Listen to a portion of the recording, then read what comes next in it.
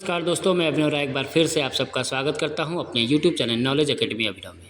और आज हम लोग बात करेंगे टीजीटी पीजीटी के लिए स्पेशल प्रमुख ब्रिटिशकालीन भारतीय समिति एवं आयोग की सूची के लिए। ओके, यानी ब्रिटिशर्स कालीन जितने भी आयोग बनाए गए उसको हम डेट वाइज समरी वाइज इसको पढ़ेंगे। ध्यान से देखिएगा, समझिएगा, डेट वाइज पढ़ने का प्रयास करिएगा। ओके, चैनल पे अगर आप नए हैं चैनल को सब्सक्राइब कर लीजिए। वीडियो पसंद आए तो एक लाइक जरूर कर दिए और भी लोगों को शेयर कर दीजिए जो भी टीजीटी पीजीटी की तैयारी कर रहे हैं। हिस्ट्री स्पेशली हिस्ट्री, सिविक्स, इन सब की अगर तैयारी कर रहे हैं, ज्योग्राफी की तैयारी कर रहे हैं तो आप चैनल से जुड़ सकते हैं।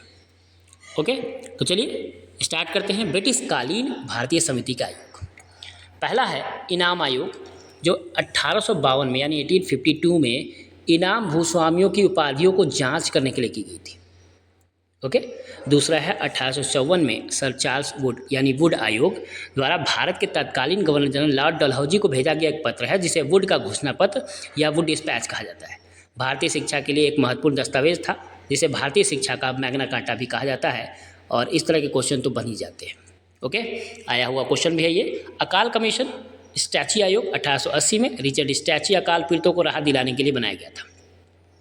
ओके, याद रहेगा अकाल कमीशन, जिसे स्टैची आयोग के नाम से भी जाना जाता है, 1880 में आया था। और आयोग से क्वेश्चन अगर आपने प्रीवियस ईयर क्वेश्चन देखा है तो इस तरह के आयोग के क्वेश्चन जरूर आ जाते हैं, 1 से 2 क्वेश्चन। और सिविक्स वाले जो है पॉलिटिकल साइंस वाले वो भी आते हैं। तो हम पॉलिटिकल साइंस के लिए जो आयोग आए हुए हैं, भारतीय स्वतंत्रता अधिनियम और इस तरह के आयोग, उसके लिए भी मैं एक वीडियो बनाऊँगा। यह भी सिर्फ हिस्ट्री के लिए ब्रिटिशकालीन आयोग की बात करेंगे हम लोग यहाँ पे। ओके, समझ में आ रहा है? चलिए नेक्स्ट, हंटर कमीशन 1882 में विलियम हंटर शिक्षा की प्रगति के पूर्वावलोकन के लिए किया गया था कि प्रगति जो है वो सही से हो रही है या नहीं।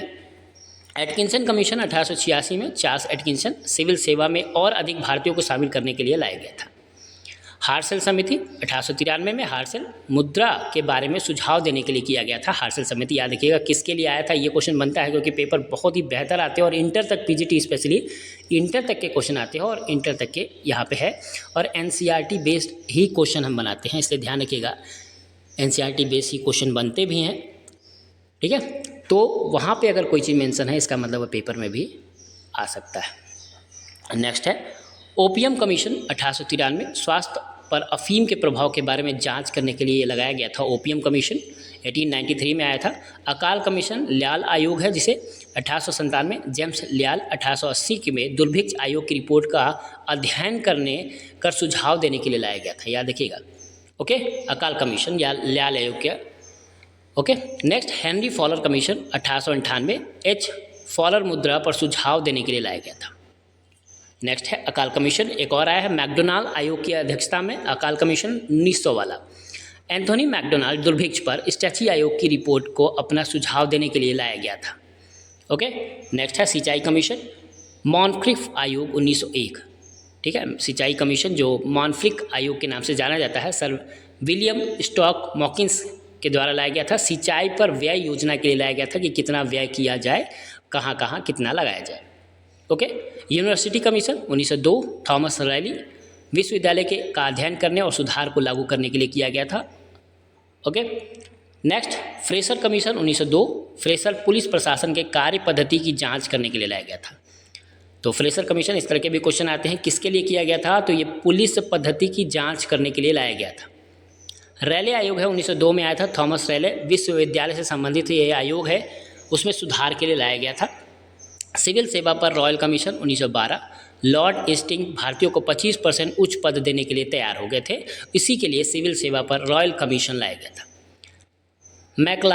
मैकलागुन समिति 1914-15 में आया था। मैकलागुन सहकारी वित्त की सलाह देने के लिए लाया गया था कि सहकारी वित्त पे कितना खर्च किया जाए और कहाँ किया जाए और क्या क्या व्यय किया जाए। और याद रखिएगा सहकारी समितियाँ इसी वक्त बनाई गई थी।